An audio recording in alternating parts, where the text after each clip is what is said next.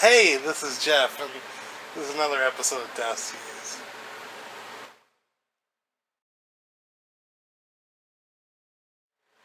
Hey, if you could tell, we're doing an episode about Star Trek Beyond, where I'm going to tell you my thoughts on the film, and yeah, hopefully you'll like it. Okay, first of all, I really like this movie. This is one of my favorite Star Trek movies in a while. I really like the Abrams first one, Star Trek Into Darkness. I didn't hate it. I didn't love it. It was okay. It was an enjoyable film, for the most part, but I didn't really think it was the best Star Trek film. A lot of reasons, mainly because it was a remake of Star Trek II, The Wrath of Khan, which is a classic. And Into Darkness really didn't capture that, in my opinion, but we're talking about Star Trek Beyond now. When the first trailer for Star Trek Beyond hit, and they started playing Sabotage, and they had Chris Pine's Captain Kirk on a motorcycle, I was skeptical. Actually, I was more than skeptical. I was like, oh my god. And it was the director, Justin Lin, from The Fast and Furious, and I basically thought they were just going to turn Star Trek into another Fast and Furious. Which is, if you watch the first trailer, it's a legitimate concern. So, I actually really loved this movie, though. I watched it, I went to the theater, and when I got out of it, the first thing I thought, and before I get into the pros, I was like, this is one of the first Star Trek movies that has felt like an episode of the original series. And I love the original series. I know it's corny, I know it's cheesy, I know it's outdated, but the characters and the storylines were awesome. I mean, you couldn't really compete with that. It's sort of like the Twilight Zone, where it's really hard to compete with the twist from that, and you get people that try to do it now, like M. Night Shyamalan, but it's really hard to capture that incredible storytelling device that Rod Serling had, where he could take anything and really kind of flip it, yet, I mean, I don't know, like I said though, this Star Trek movie, anyway, we're going to go on to the pros because I'm rambling already. Pros. The cast, again, was great, and look, he had a fun role in the movie, but it was sad to see Anton Yelchin, especially since he passed away. I'm a big Star Trek fan, so, I mean, I was really actually upset when he passed away, and I know I shouldn't be, because I don't know him, but it was just kind of hit me hard. We're about the same age, and I thought he was an incredible talent, and I just thought I should take a space on this video to say how deeply saddened I was, and even seeing him in the movie was a little sad, even though he had a fun role. And he was very good in the movie, but I just want to, like I said, say my piece about Anton Yelchin and his unfortunate passing. And they did give him a little nice thing, him and Leonard Nimoy, at the end of the film.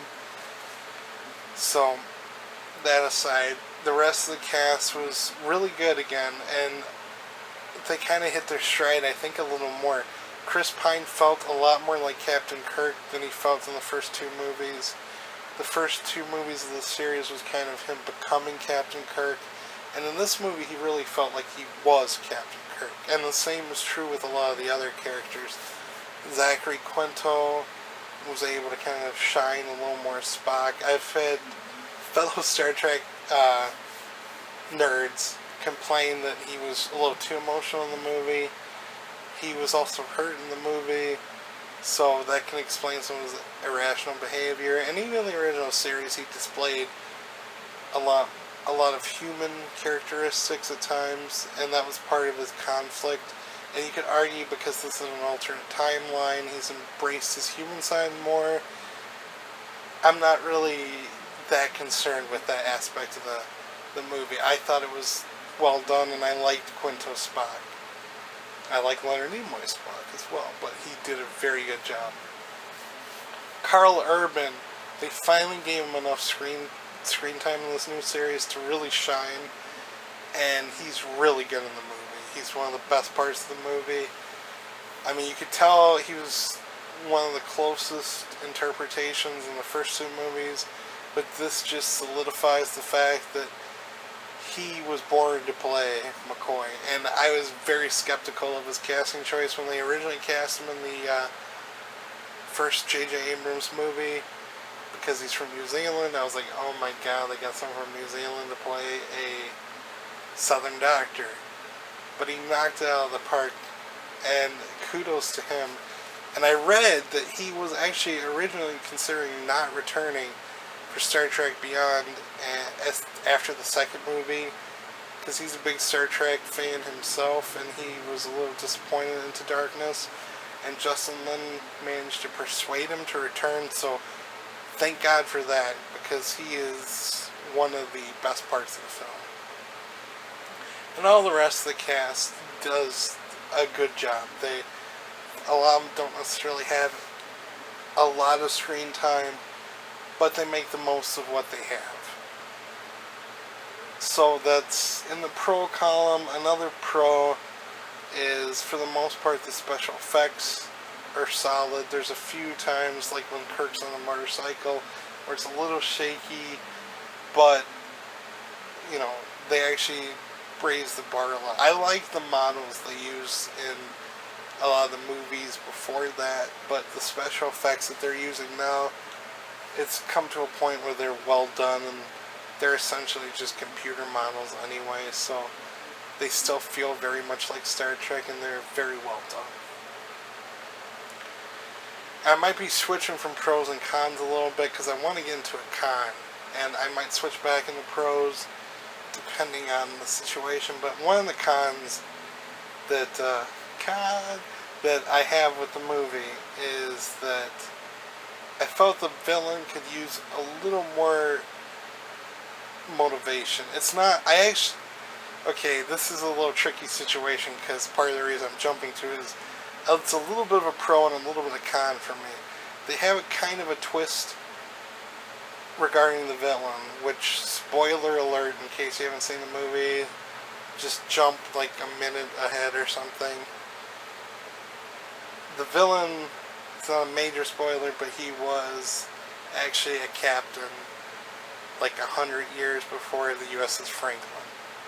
And they don't really explain how he got to be the way he is, just that he found some technology, but I kind of like that aspect, because a lot of the original series episodes, it would turn out that the villain of the episode was an ex-Starfleet captain, but they would usually give a little more motivation. This movie, they didn't really give a lot of motivation. Why? They gave him a tiny bit, but it didn't really feel like it was enough. So while the twist was a pro for me, because it made it feel more like the original series, the actual motivation for the character was lacking, so that was a con. Okay. But overall, the movie's well done. Even stuff like the song Sabotage, which they feature prominently in the trailer, the first one, they actually included in the movie, but it was kind of organic in the movie, and the way they used it was both kind of funny, and it worked well in the movie. I actually very much liked it, and I never thought I would like that. So the way they incorporated a few things worked very well. And the movie, for the most part, it's lighthearted, but the times they get into more emotional things, it connects a lot more than Star Trek or Star Trek Into Darkness did. And a lot of that was because they really made more of an effort to focus on some of the character, I can't think right now, the character developments of like Kirk, Spock, even some of the side characters like Uhura. They've tried to kind of focus a little more on that, and they've explored a lot more of why Kirk became the Kirk he became in the original series, and thus this movie. So I very much like that, so that's a pro. The character development added a lot to the movie, and it made me like it. One of the cons I have for the movie which in the movie it's not a con because I kind of liked it, but they ruined it in the trailer was the destruction of the Enterprise. That should never have been shown in the trailer. The Enterprise, for a lot of Star Trek fans, is basically like a main character. And even though you know they're going to get another Enterprise, an Enterprise A, just seeing one of the ships destroyed is kind of an emotional punch in the stomach. So I think they should have saved that for the actual movie because it's effective and well done in the movie. And it could have been really shocking in the movie. But they had to show up right away in the previews. So in the movies, it's a pro in the overall scheme of things when you include the advertisements. It's a con. But overall, as I've said, the movie has far more pros than it has cons. And it's a very fun movie. Like, I went in there and everyone seemed to like it in the theater. It wasn't just me. I know I'm a Star Trek nerd. And to be fair, I'm sure a lot of Star Trek nerds were in the theater with me. But I went to see it twice. And both times I saw it, I enjoyed it just as much. And the audience seemed to enjoy it. And I find it hard to believe they were all Star Trek nerds. But that's just my opinion. And I would recommend this movie, regardless if you're a science fiction nerd or not. It's just fun, you know. And fun movies, they're fun. So, that's going to be this episode of Deskies today. Thank you very much for watching. I appreciate it. And thank you for liking, subscribing. If you haven't subscribed yet, please do so. I appreciate it. Thank you. And have a good one. Thank you.